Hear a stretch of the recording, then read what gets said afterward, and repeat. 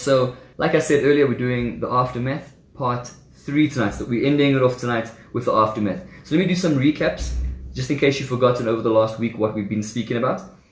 We did speak in the first 2 sessions about what the aftermath was. What is the aftermath? And we said it's like the after effect of going through difficult or great change. And so what happens is, for so many of us, that change is difficult and it's a struggle and it's painful and it can be disorientating. And we spoke about now, how do we live in the aftermath of our failures and our weaknesses and our brokenness and this terrible thing that's happened in our lives? Whatever it is, how do we live in the aftermath of that stuff? When life gets turbulent and it leaves you on shaky ground, how do you navigate through that? And over the first 2 weeks, we spoke about 2 principles. And the first one was, we said the first thing that you must do to survive and thrive within the aftermath is have a clear and compelling vision for your future.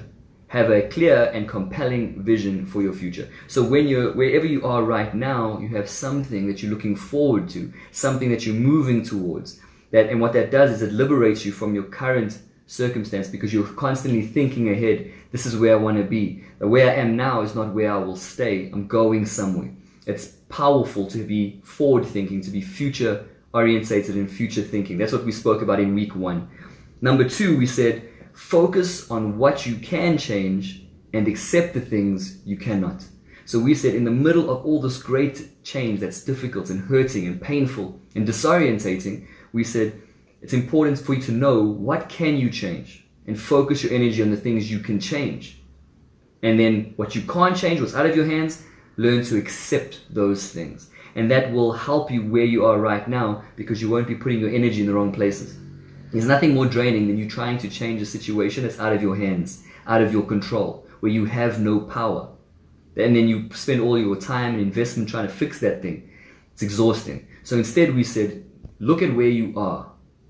What can you change? Focus on changing that. Put your energy and effort into those things. What you cannot change, accept. Learn to accept. We even said there's a prayer. We're saying, God, help me to accept the things I can't change, courage to change the things I can, and wisdom to know the difference. And that's basically what we spoke about last time we were here. And tonight, let's end it off with another simple, but simple to understand, but maybe a little bit harder to apply principle. Principle number 3 is remember previous victories. So tonight we're talking about remembering your previous victories. So number 1, have a clear and compelling vision for your future. Number 2, focus on what you can change, accept what you can't. And number 3, remember your previous or past victories. So during difficult and great change, when you're feeling hopeless, when you're feeling stuck or abandoned, and you don't see a way out, always look back to how you previously overcame. Look back to how what your previous victory was. And you should look back at those things and remember that you have succeeded before in the past. So when you aren't sure if you're going to overcome this current dilemma you're in, if you're not sure how you'll overcome, then it's good to reflect, look back, and remember where you came from. Remember what you overcame previously. That's very, very important. It's such a powerful tool for us to use in life, is that when in the middle of the struggle, is to look back and say, right now I'm stuck, but before I had overcome. Let me ask you a question. How many of you have gone through difficult situations in your life and you thought, I'm done, I'm not going to make it through. And yet here you are, a year later, 10 years later, whatever, and that situation that you thought would never change is long gone. You overcame that thing that you thought was impossible. How many of you have been in that place before? And I think it's most of us, right? And the importance about this principle of looking back is that it gives you a reference point or an anchor point.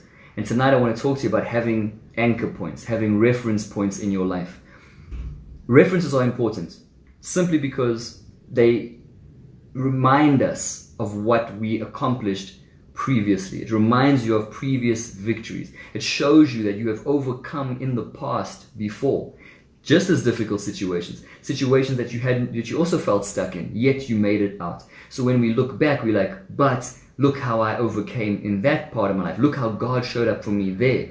And that's so important, because when our present seems bleak or empty or vacant, it's important to remember that that God showed up for us previously. And that's the same God that's available to us today. And I think that's such an important thing. Yes, look to the future. Plan for the future. Accept the things you can't change. Work on the things you can, but also don't forget what you've been brought from. I think that's such an important principle for all of us. And whatever we've going through, have gone through, is to remember we have overcome. No matter how bleak life is, you've got some victories, you've got some wins under your belt. So scripturally speaking, if you read the Bible, especially like Exodus, for example, the whole book of Exodus, you'll see that God would constantly tell his people, write down what happened. Write down the fact that you were slaves and that you overcame. I came and I brought all these miracles through Moses and I freed you. Don't forget that.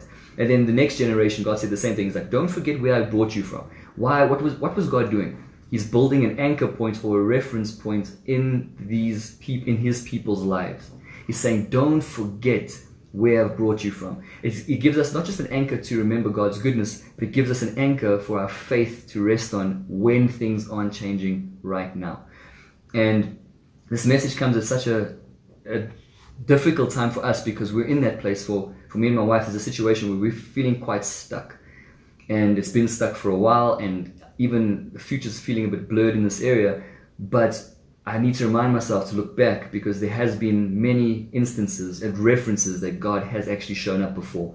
And that's what keeps my faith going. It builds my hope. It makes me trust that God has done it before and he'll do it again. And that's what God was doing with his people. He said, remember, I saved you from Israel. Remember all the miracles. Remember all these things. What was he doing? He's saying, look, no matter what you're facing now, remember who I am. Remember what I've done before and what I can and will do again. But we have to train ourselves to remember that God has shown up for us and he will again. So don't forget the former things. Don't forget your previous victories. Hold on to them. Look back to them regularly, especially when you're in a place where you feel stuck. Some of you right now might be in a position where all you can do is look back. Right now your situation's bleak, you're feeling stuck, you look ahead, it's blurry, but behind you there's certain anchor points or reference points in your life where you can be like, God showed up there. I want you guys to focus back on those things, those little breadcrumbs, and build your faith on those again. Remember how difficult it was. Remember how much you struggled. Remember how hard you prayed.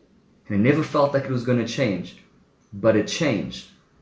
Look back with joy and happiness and expectation for your future, because the same God who saved you then is still able to and will save you now and going forward. And I think that's such an important element that we need as God's people, is future, yes, be forward thinking, but also be realistic about where you are.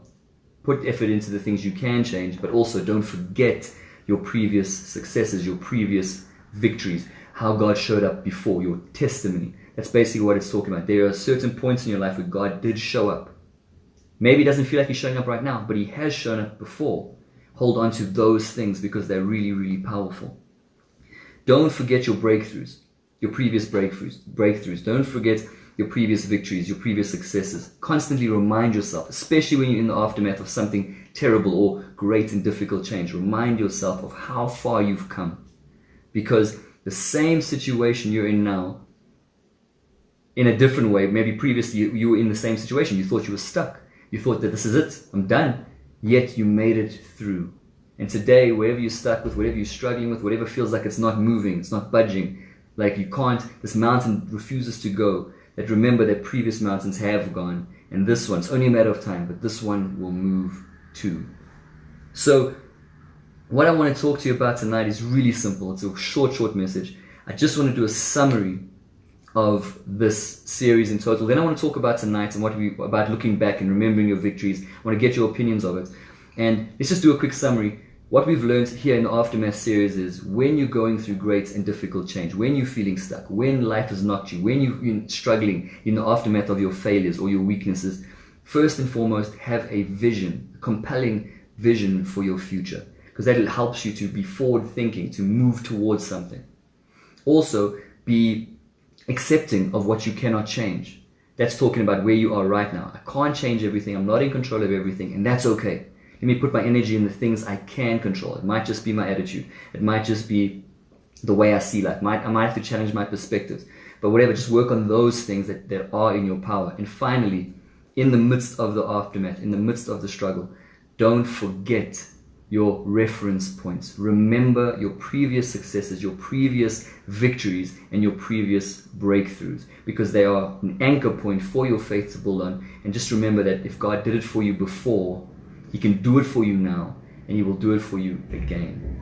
And all of these three things tied together, I don't know if you've noticed, relates to three different areas of your life. It deals with the future thinking, the future, deals with the right now, the present, and your past. It all links together. We need to use the full resources of the tools and our experiences to succeed in the aftermath. And that's all I really want to say to you about this message tonight. I told you it's going to be quick.